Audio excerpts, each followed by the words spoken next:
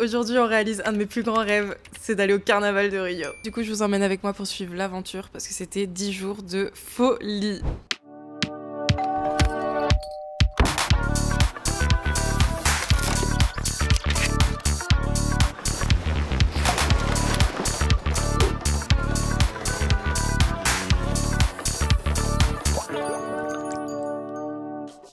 Et petit aparté, j'ai cousu toutes mes tenues pour le carnaval. J'ai sorti une vidéo la semaine dernière sur le sujet, si jamais ça t'intéresse. En tout cas, moi je me suis éclatée à faire mes tenues et je suis encore plus éclatée à être directement au carnaval. Moi, c'était clairement un rêve de gosse, j'y pense depuis que je suis toute petite. Il faut savoir que le carnaval de Rio, ça dure officiellement environ 10 jours. À peu près du 28 février jusqu'au 8 mars. Donc nous, on a décidé d'y aller du 27 jusqu'au 9. Comme ça, on était sûr d'avoir tout le carnaval. Et donc forcément, la première étape, c'est de partir à Rio. Impossible de partir au carnaval sans être belle jusqu'au bout des doigts. Donc je suis allée refaire mes ongles à Sao Paulo et je suis très contente parce que j'ai trouvé une super bonne PO. Voilà mes nouveaux ongles, bien colorés, bien star. J'ai embarqué Julie avec moi qui est ma colocataire et elle aussi elle s'est fait une manucure digne d'une carnaval. C'est bien coloré, on adore. Bon, il est 1h du matin. On part dans 3 heures. C'est parti. Après une très longue sieste d'environ 2 heures, on part direction l'aéroport. Et regardez-moi ce magnifique lever de soleil. Et les gars, on part à Rio.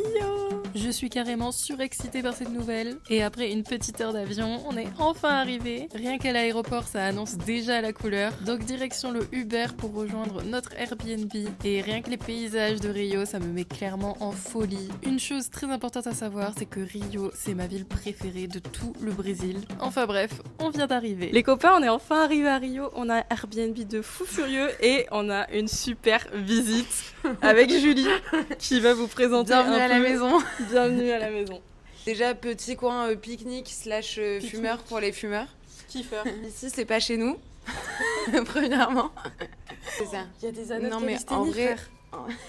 En vrai, c'est grave joli. Genre, l'ambiance est cool, il y a des plantes partout. Je suis grave en mode. Je suis à fond dans mon rôle là. Petits escaliers qui mènent à la baraque. Petite entrée avec vue sur le salon directement et notre petit canapé. Petit parce qu'il est vraiment petit, mais il oui. est très mignon. Il est vraiment petit, mais on l'adore déjà. Cuisine ouverte sur le salon. En vrai de vrai, c'est vraiment joli. C'est grave cool. Et puis même, genre, leur petite vaisselle est trop mignonne et tout. Les petites tout tasses, coloré là. et tout. On aime. Petite chambre. Lit superposé. Double ventilateur. Ah oui, ça c'est hyper pratique aussi. Important. Parce que là, du coup, il est 9h, il fait déjà 30 degrés, ressenti 40 000. Grande chambre d'adulte, la chambre des parents, finalement, on peut dire. Des darons. Pour le coup, vous avez la clim, vous, carrément. Oh, j'avais pas Donc vu. ça, c'est pas mal. Petite salle de bain, enfin, grande salle de bain d'ailleurs, pour l'appart, Jolie salle de bain, en tout cas. qui est cool et très fonctionnelle. C'est cool. Je suis hyper C'est heureuse top. de présenter cet appartement. On a réservé du coup 10 nuits et on paye environ 1600 €. Donc c'est un peu cher, mais en même temps c'est le carnaval. Et franchement, on est dans un très très bon quartier. En gros, on voit pas, mais ici on voit le rocher du pain de sucre. Pour l'instant, on n'était que toutes les deux avec Julie, donc on a décidé de faire une journée assez tranquille, c'est-à-dire qu'on a fait un peu de shopping et les courses notamment. On a essayé de rattraper la nuit blanche qu'on a fait, parce qu'on a 2 autres compagnons de voyage qui arrivaient le soir même et le lendemain. Donc, on se retrouve le lendemain. Première journée officielle et complète à Rio de Janeiro. On s'est réveillé tranquillement et on a décidé d'aller à un blocos. Donc celui-ci, il était situé dans le quartier historique de Rio de Janeiro, c'est-à-dire la vieille ville. C'était à Santa Teresa. Petite préparation et petit outfit du jour. Regardez-moi ces stars, on est trop belles. C'est vraiment trop bien de pouvoir s'habiller comme ça avec plein de paillettes et se maquiller avec plein de paillettes. Bref, on adore. J'ai quelques photos que j'ai prises avec mon appareil photo. En fait, on suivait une espèce de fanfare. C'était trop sympa et c'était pour moi un blocos vraiment trop agréable. On a rencontré plein de personnes et il y a vraiment une ambiance. Si je dois comparer ça à une fête française, je dirais que c'est un peu comme les fêtes de Bayonne. C'est vraiment un peu dans le même esprit, sachant que tout le monde est déguisé. Enfin, c'est pas vraiment des déguisements. Petit aparté, dress code. En cherchant sur internet avant d'y aller, j'avais pas trouvé grand chose, mais j'avais juste eu l'écho d'une fille qui était déjà allée, qui m'a dit moins t'as de tissu, plus t'as de paillettes, mieux c'est. Mais que tu sois fille ou garçon, vraiment le but c'est que t'aies le plus de paillettes possible et le moins de vêtements possible. Donc très clairement c'est l'ambiance carnaval et j'ai adoré cet univers parce que partout que tu ailles dans la rue, dans les blocos, etc. tous les gens jouent le jeu, tous les gens ont des tenues assez fantaisie et c'est trop cool, c'est trop cool quand les gens jouent le jeu comme ça. C'était un blocos trop sympa. Malheureusement, on n'a plus de vidéos parce que on s'est fait voler un téléphone. Moi, j'avais décidé de rien filmer parce que mon pote filmait tout, donc j'espérais récupérer ses vidéos, ce qui n'a pas été le cas. Je sais que ça arrivait à pas mal de touristes, mais petit tips du coup pour ne pas se faire voler son téléphone. Numéro 1, c'est que nous, on avait toujours une banane cachée, donc c'est vraiment les petites bananes de sport qu'on a achetées chez Decathlon. Et ça, pour le coup, je trouve que c'est vraiment un indispensable, c'est dedans que tu vas mettre ton liquide et du coup ton téléphone. En réalité, on parle souvent des agressions assez violentes à Rio, mais on parle pas du max des agressions, c'est-à-dire celles qui sont les plus fréquentes. C'est clairement les vols en mode pickpocket. Et à Rio, ils sont très forts. Pour nous, quand on s'est fait voler le téléphone, on était juste à côté de la fanfare, mais on était isolés. On était que tous les trois. Et du coup, mon pote s'est dit qu'il pouvait ranger son téléphone dans la poche pour un côté plus pratique plutôt que de le remettre dans la banane à chaque fois. Donc je l'ai averti qu'il fallait pas faire ça. Il a quand même fait par réflexe et c'est là qu'il s'est fait voler son téléphone. Disons que vaut mieux perdre ton téléphone de cette façon-là plutôt que de te faire agresser dans la rue de manière super violente. Et voilà, je pense qu'à Rio, il faut quand même être prêt à faire un certain détachement matériel. Pour revenir au sujet, ce blocos c'était incroyable. Donc on est en fin d'après-midi, c'est le moment pour moi d'aller chercher mon amoureux à l'aéroport, donc Monsieur Fenêtre. Après 3 mois à distance, du coup je suis allée à l'aéroport le chercher et j'étais trop contente de le retrouver. Le soir même, on s'était réservé une soirée techno-mélodique, donc on est allé voir Adriatique. Pour l'occasion, j'ai sorti ma petite tenue de star. Tout en doré, j'adore, on dirait un petit soleil. Ok, c'est parti. C'est parti pour Adriatique. En bref, pour une blogueuse là, je suis à ta place. Tu es blogueuse. Outfit of the day, tout en doré, on adore. Les tresses, on monte les tresses. Waouh.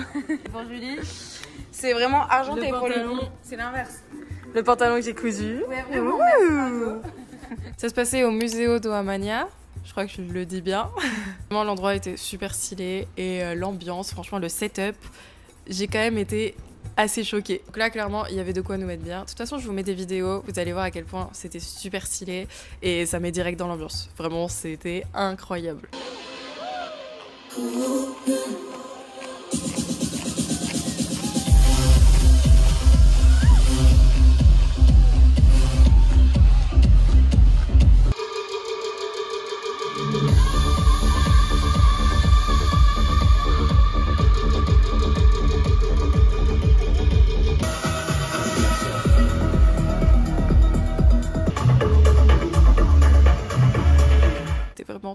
Trop génial. En revanche, j'étais un peu endormie des anciens sets et j'étais tellement fatiguée, j'ai pas pu tenir jusqu'au lever de soleil, ce qui était quand même mon objectif de la soirée de base. Mais du coup, on est rentré tranquille, on est quand même rentré assez tard, on a bien profité et c'était trop cool. Franchement, j'ai adoré vivre cette expérience.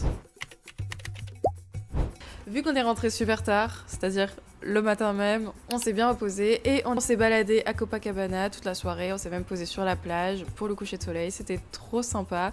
Bon, clairement, on a fait plein de photos, plein de vidéos et c'est trop cool. Donc la nuit est tombée, on a mangé tranquillement avec mes copains et on se retrouve le lendemain. Aujourd'hui, réveil tranquille, avec mon copain, on avait envie de bouger un petit peu, du coup on a fait du sport.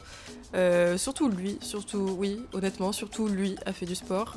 J'ai essayé de suivre. Après ça, on est allé se promener autour de la maison pour voir un peu comment était le quartier. Et comme je vous ai dit, c'est un quartier qui est absolument génial. On allait souvent se balader sur la corniche, qui est plutôt du côté de Botafogo. Et c'est une petite corniche hyper belle, super sympa, avec du coup un petit port et surtout une vue incroyable sur le Christ Rédempteur. Et c'est magnifique. Le midi, on a fait le repas dans un espèce de diner, c'était trop sympa, je me souviens plus du nom, du coup je vous le marquerai. Mais c'est une adresse que je recommande, c'était trop sympa. Et du coup après ça, on a décidé de se balader un peu dans les quartiers proches d'Ipanema. De base, on voulait vraiment aller s'acheter des tongs à Havaianas. Mais chose à savoir, c'est que pendant le carnaval, vu qu'il y a des blocos un peu tout le temps, partout, à toutes les heures, il y a beaucoup de grands magasins et de grandes enseignes qui sont fermées. Après un long moment bloqué dans les bouchons, on a fini par réussir à rentrer à la maison et là on s'est préparé parce que tenez-vous bien, et là c'est la réalisation de mon rêve ultime. On va au Sambodrome. Le carnaval de Rio, celui que tout le monde connaît, c'est celui qui se passe au Sambodrome. Mais comme je vous ai dit avant, il y a des blocos qui se passent vraiment à toute heure de la journée et partout dans la ville. Donc les blocos, c'est vraiment l'ambiance fête de Bayonne. Le Sambodrome, c'est le carnaval super connu où il y a tous les défilés. Chaque défilé que tu vois avec un nombre de personnes incroyables impliquées, c'est une école de samba. De toute façon, je vais vous expliquer au fur et à mesure des vidéos que je vais caler. Concernant les billets, chaque année, la vente se fait sur la billetterie officielle du Carnaval de Rio. Et il y a un drop sur la dernière semaine d'août, il me semble. Il me semble que pour 2025, c'était comme le 28 août. Si vous pouvez choisir votre place, je vous mets un plan du Sambodrome. Nous, on était au secteur 4 et c'était incroyable parce que t'es juste en face des jurys. Disons que tous les placements, dans tous les cas, sont super bien parce que tu vois super bien. Mais c'est vrai que si t'es face au jury, du coup, tu vas voir un peu les événements entre guillemets les plus passionnants. Ce qui m'a énormément marqué, c'est l'ambiance dans les gradins. C'est un peu comme supporter un match de foot. Il y a un peu comme tous les drapeaux, les t-shirts des équipes favorites. Enfin des équipes, c'est pas des équipes, c'est des écoles. Et ouais, l'ambiance est vraiment incroyable. Petit aparté avant de vous mettre plein de vidéos du carnaval, mais soulignons ma petite tenue cousu main.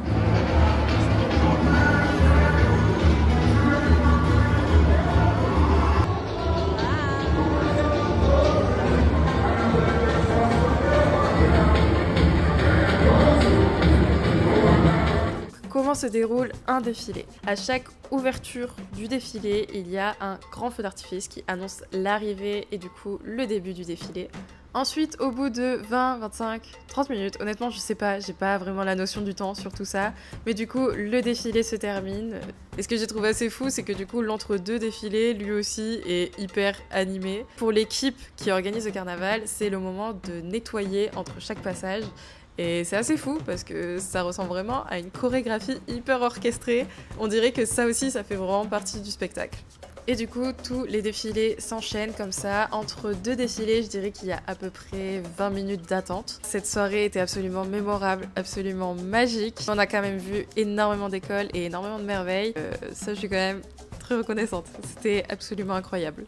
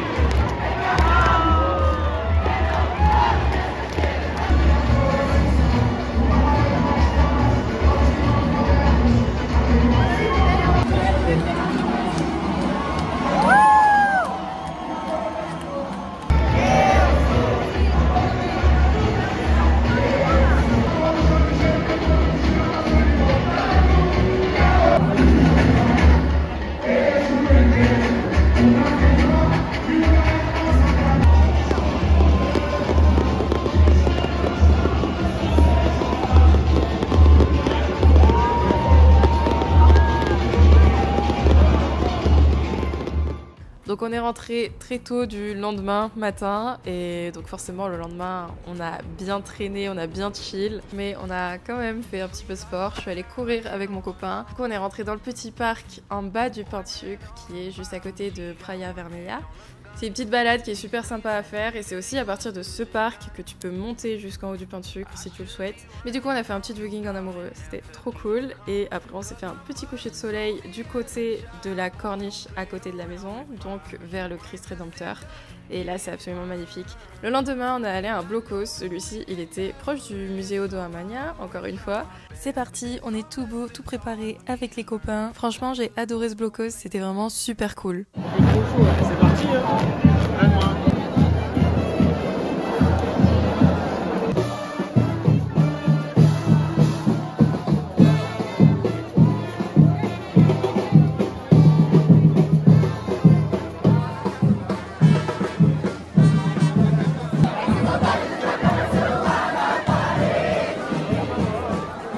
Après ça, j'ai emmené mes copains forcément découvrir une des 7 merveilles du monde, le Christ Rédempteur. Ça fait un petit moment que je commence à le connaître, ça fait 3 fois que j'y vais. Pour monter tout là-haut, on a pris le petit train, le Trem do Corcovado, puis on monte les petits escaliers pour arriver jusqu'à Jésus. 3e fois que j'y vais, mais 3e fois que je suis autant émerveillée. J'adore l'expression du visage qu'il a, il est hyper apaisant, enfin franchement je trouve que cette statue est vraiment trop jolie.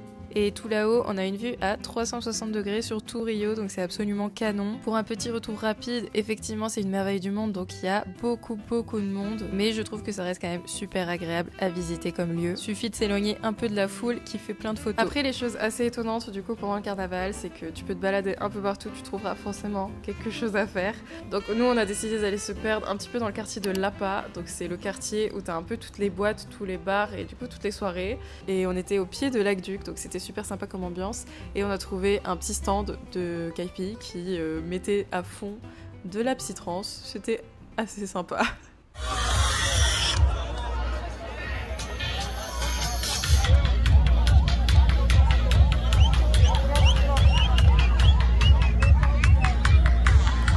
Parmi les choses incontournables à faire à Rio de Janeiro, c'est le jardin botanique. Il est super joli. Ouais, tu vois, dans Shrek 2, là, quand ils arrivent à fort lointain, ils arrivent dans la grande allée de LA et il y a que des palmiers comme ça. Waouh! Je sens qu'on va se la péter caviar champagne et qu'on va manger dans des eaux en platine! Waouh, l'outfit! Ah oui, c'est vrai! Je peux grimper aux arbres aussi.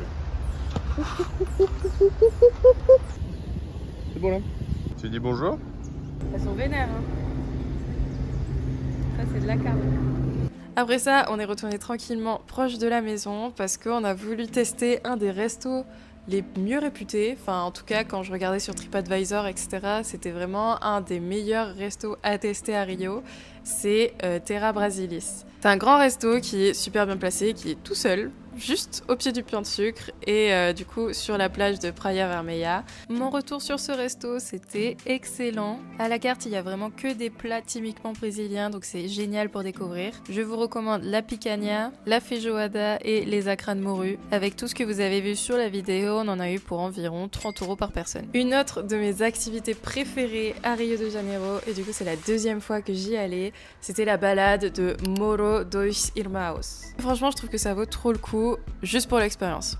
Donc, comment ça se déroule? Tu commandes ton Uber et tu lui demandes de te déposer au pied de la favela Vidigal.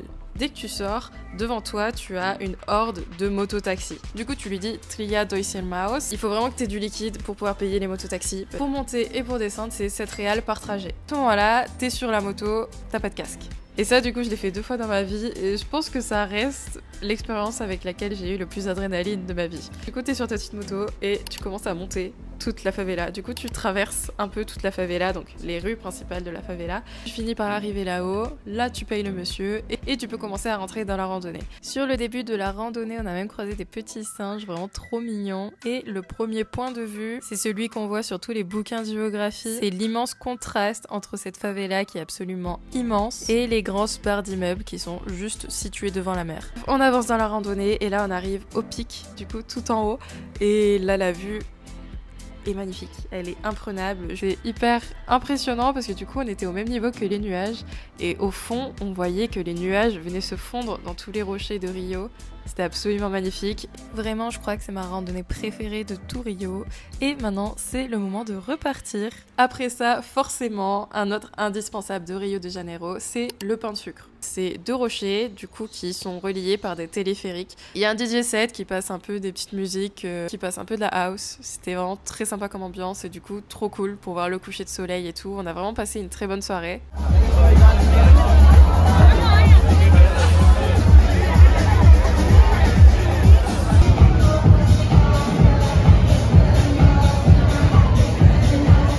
On arrive déjà à la fin du voyage, donc dernière journée, on a passé la journée à Praia Vermelha, donc j'ai rien pris. J'ai pris que du liquide pour payer, j'ai pas pris mon téléphone parce que je me suis dit que ça servait à rien. En plus on est juste à côté de la maison donc j'ai pas besoin de Uber. Dernière soirée, donc dernier coucher de soleil, on a décidé de le passer à Ipanema, donc on s'est un peu baladé déjà pour voir un peu ce que les marchands avaient à proposer. Donc on a acheté des petits bracelets, coucher de soleil.